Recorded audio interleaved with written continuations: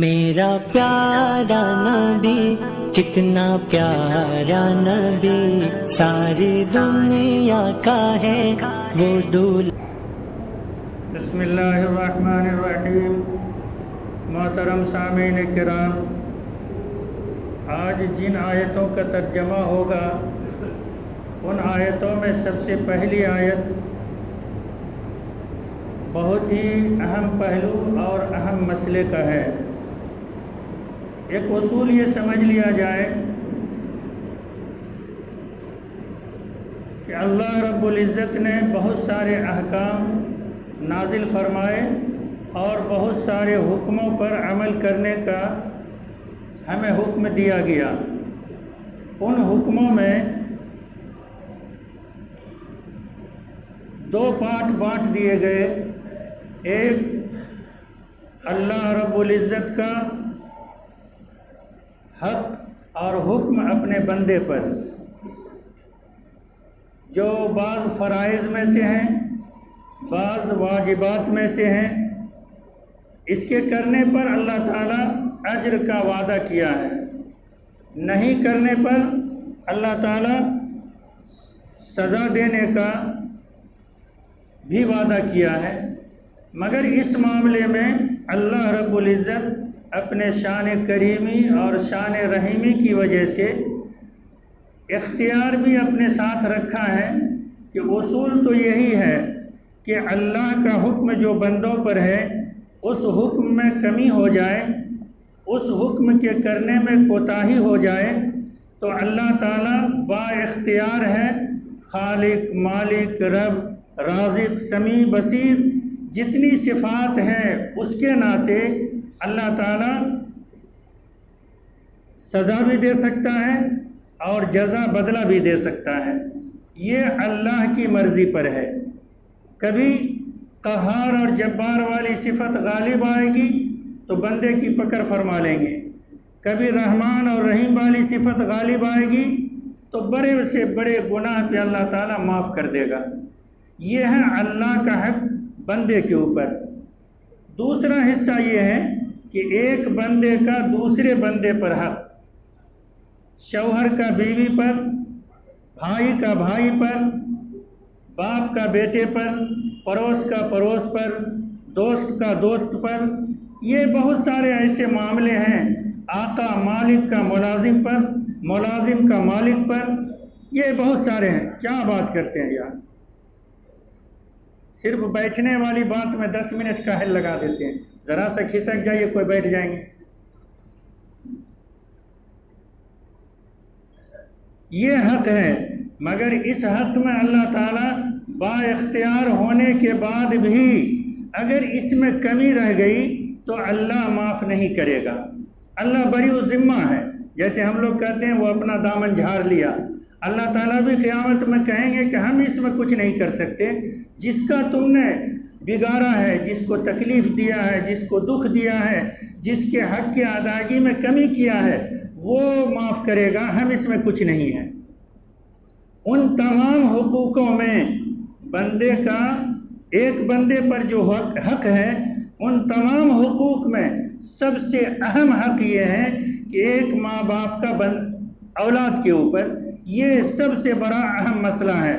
اور ایک بات، آپ لوگ پڑھے لکھے بھی ہیں، قرآن بھی پڑھتے ہیں، بندے کا حقوق جتنا ہے اس حقوق میں سے اللہ تعالیٰ اپنی عبادت کے ساتھ ساتھ، اپنی بندگی کے ساتھ ساتھ، اپنے حکم ماننے کے ساتھ ساتھ کسی چیز کا ذکر نہیں کیا ہے، لیکن اپنے عبادت کے ساتھ ساتھ ایک ہی حق ہے ماں باپ کا، جو اپنے جہاں پہ اپنی عبادت کا حکم دیا وہاں پر ماں باپ کے ساتھ حسن سلوک کا بھی حکم دیا۔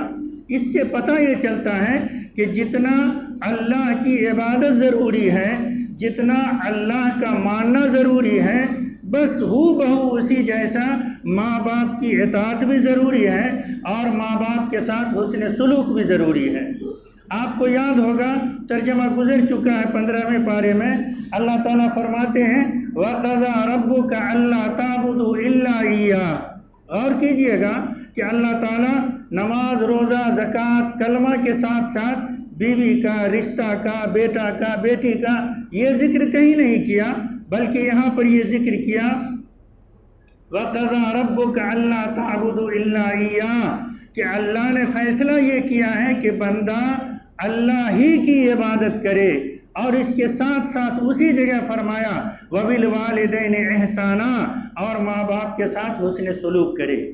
اس سے پتہ یہ چلتا ہے کہ جتنا اللہ کو ماننا, اللہ کی بندگی ضروری ہے, اتنا ماں باپ کے ساتھ حسن سلوک بھی ضروری ہے. آج کی آیت میں یہی سب سے پہلی آیت کا ترجمہ ہے وَوَصَّيْنَا الْإِنسَانَ بِوَالِدَيْهِ إِحْسَانًا کہ ہم نے انسان کو وصیت کیا ہے کہ اپنے والدین کے ساتھ حسن سلوک کرے.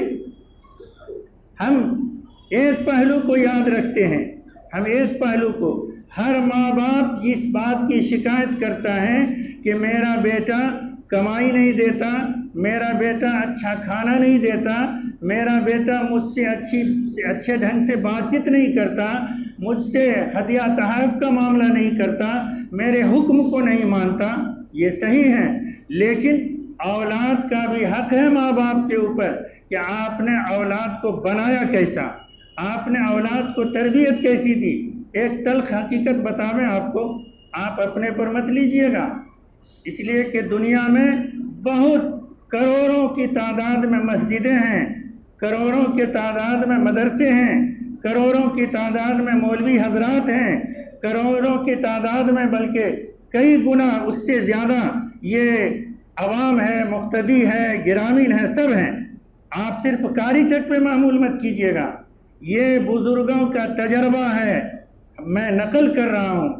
بزرگوں نے بتایا کہ آج کے زمانے میں ہر جگہ سعودیہ ہو, کہیں بھی ہو, بزرگوں نے بتایا کہ جتنے لوگ مولوی پہ کڑی نگاہ رکھتے ہیں, کہاں گیا, کیا کھایا, آمدنی کہاں سے آئی, کہاں وقت گزارا, بزرگوں نے کہا کاش کہ ہر باپ اگر اپنے گھر پہ نگرانی کر دے تو ہر گھر میں مولوی پیدا ہو سکتا ہے, ہر گھر میں حافظ پیدا ہو سکتا ہے, ہر گھر میں مبلغ پیدا ہو سکتا ہے.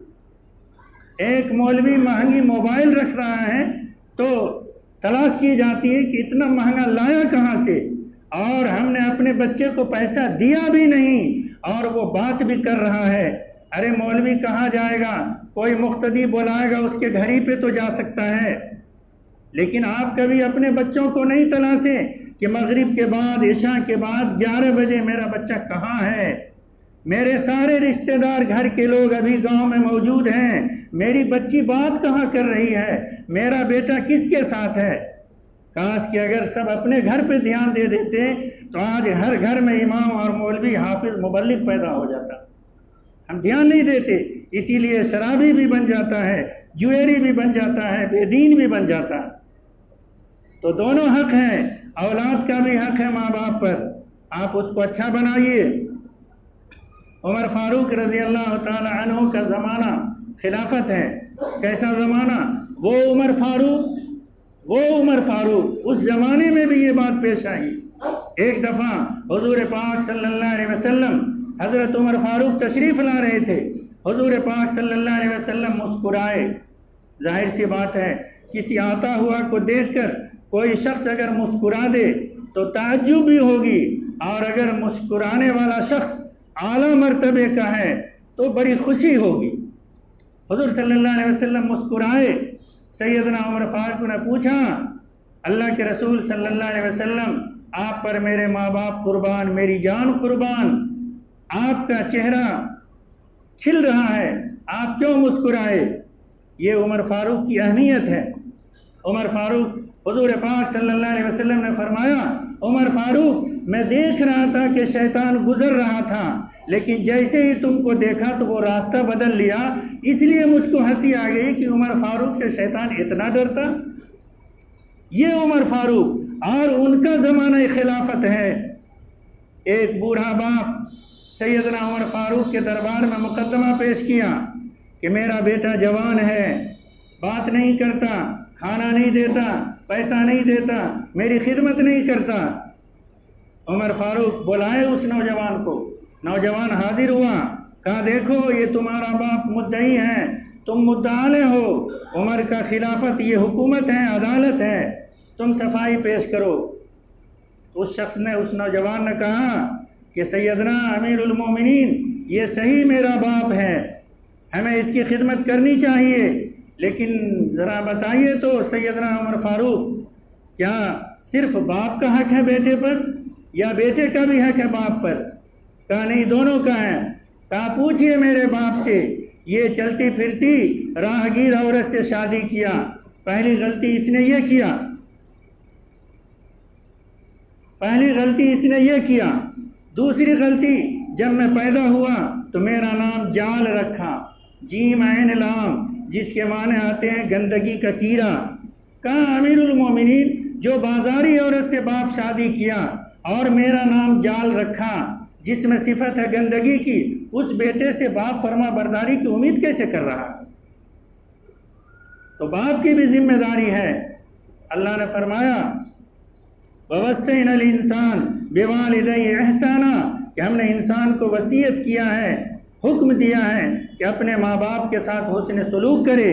وَإِن جَاهَدَاكَ لِتُشْرِكَ بِي مَا لَيْسَ لَكَ بِهِ عِلْمٌ، اور اگر وہ انتھک کوشش کر دیں، مجبور کر دیں کہ تم اس کی عبادت کرو، اس کی بات مانو جس کا تمہیں علم نہیں ہے، تو فَلَا تُطِعْهُمَا، اس کی اطاعت نہیں کرنی ہے۔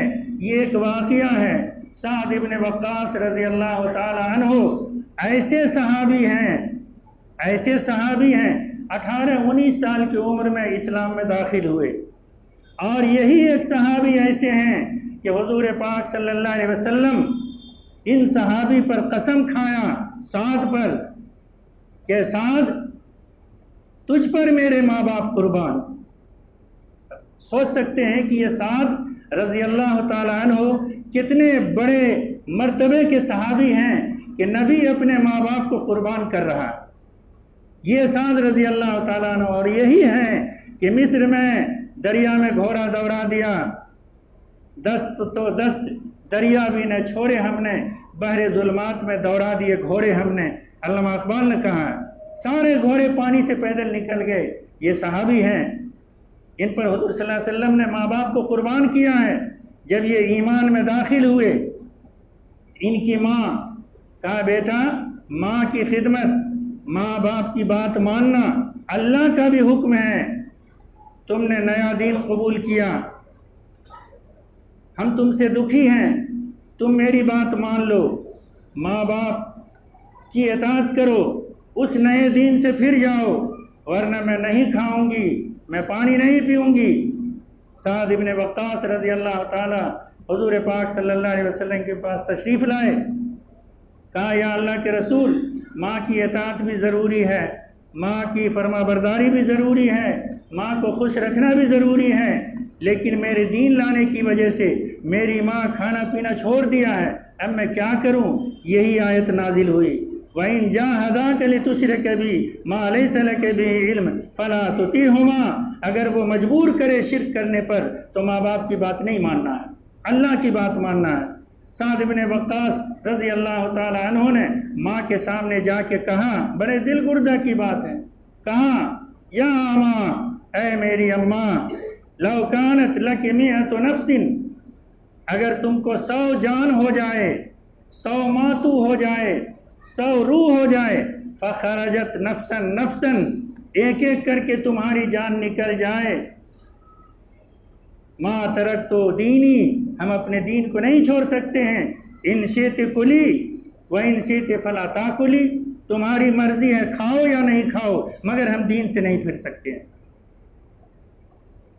الی مرجعکم فانبئکم بما کنتم تعملون، تم کو، تمہارے ماں باپ کو، سب کو ہمارے پاس لوٹنا ہے، پھر ہم خبر کر دیں گے کہ تم دنیا میں کیا کرتے تھے۔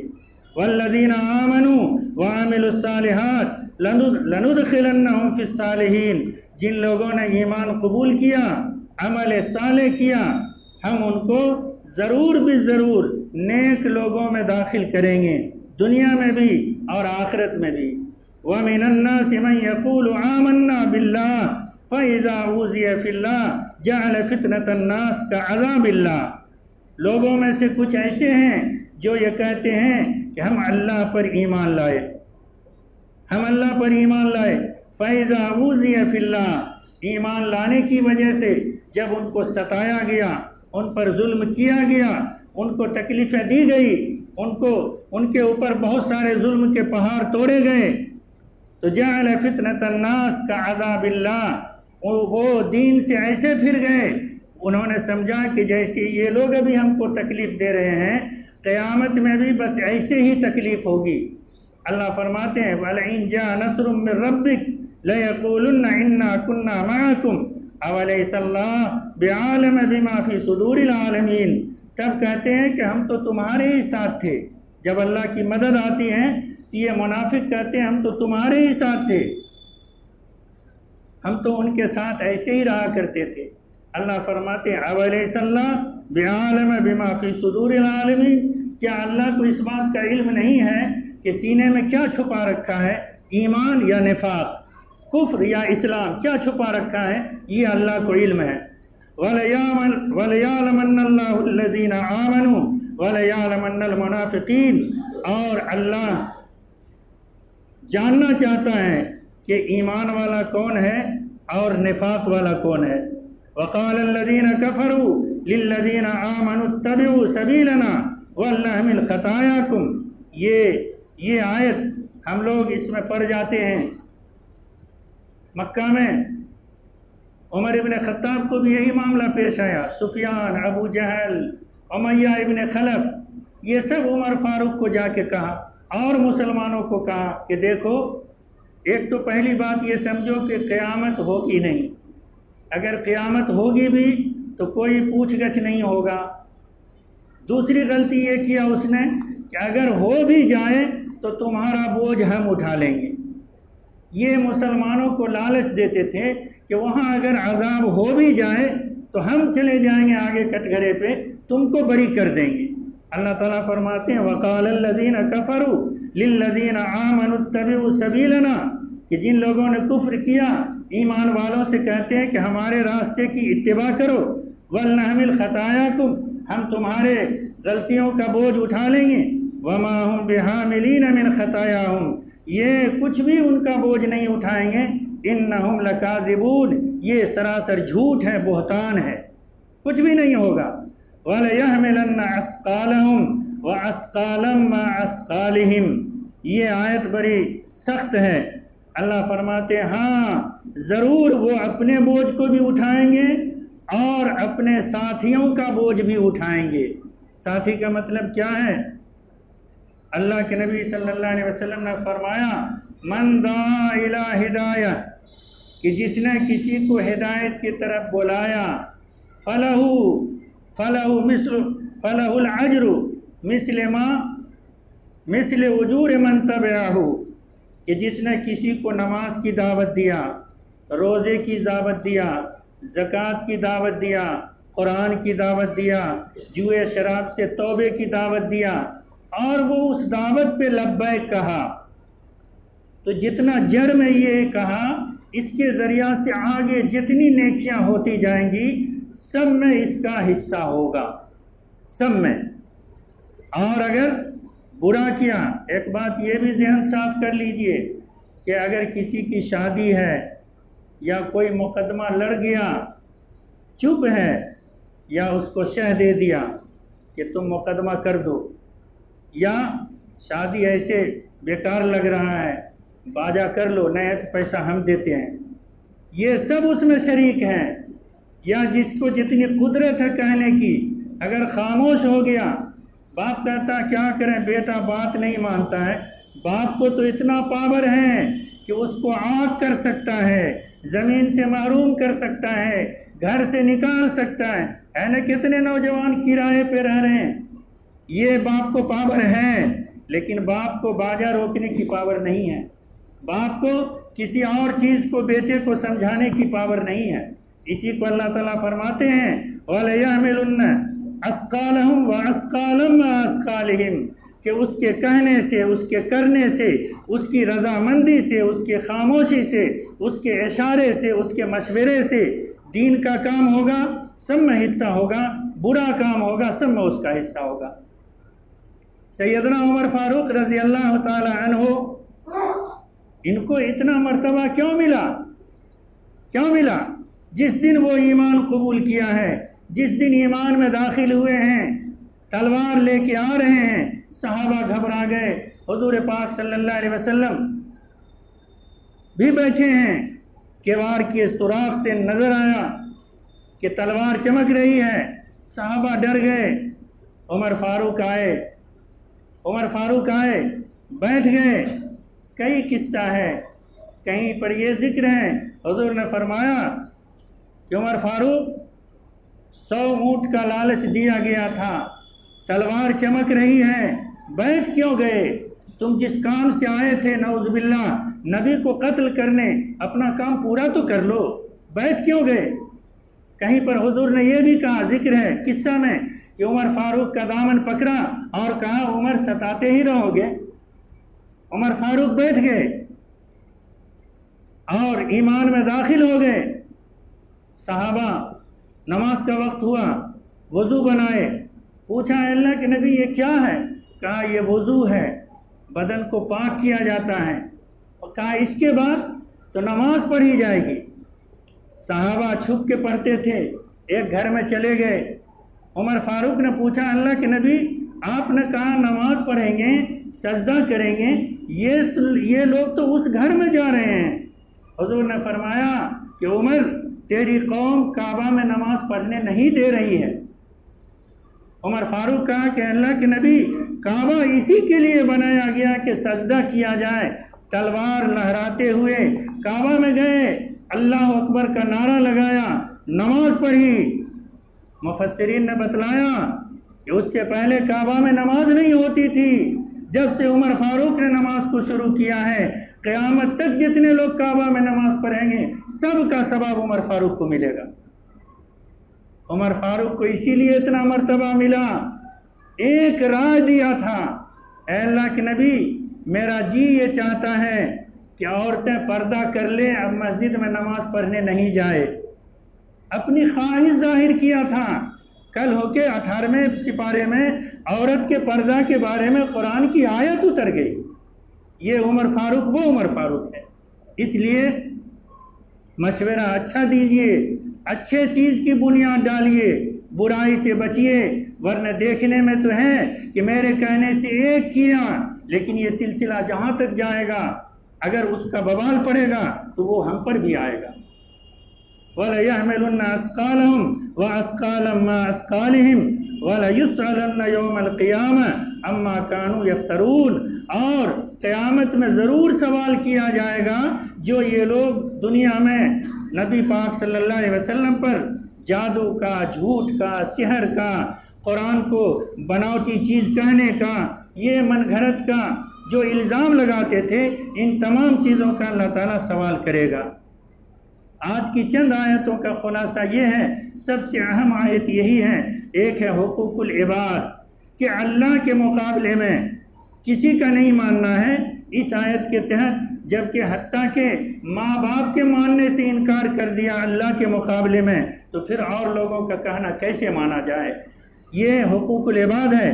دوسرا یہ ہے کہ ہم ایسی چیز کی بنیاد ڈالیں، ایسی چیز کی تبلیغ کریں جس کی اچھائی کا اظہار ہو، اور جب تک لوگ کرتے رہیں گے اس میں ثواب کے شریک ہم بھی رہیں گے، اور اگر برائی کی تلقین کریں گے، برائی کا راہ ہموار کریں گے، برائی کی طرف لے جانے والے بنیں گے، چاہے ہم کریں یا نہ کریں، لیکن اس کے بعد جتنے لوگ کریں گے اس سب کا وبال اوروں پر بھی پڑے گا، تو ہم بھی اس سے بچ نہیں پائیں گے۔ اللہ تعالیٰ ہم سب کو ان باتوں سے بچنے کی توفیق عطا فرمائے، آمین۔ میرا پیارا نبی، کتنا پیارا نبی، ساری دنیا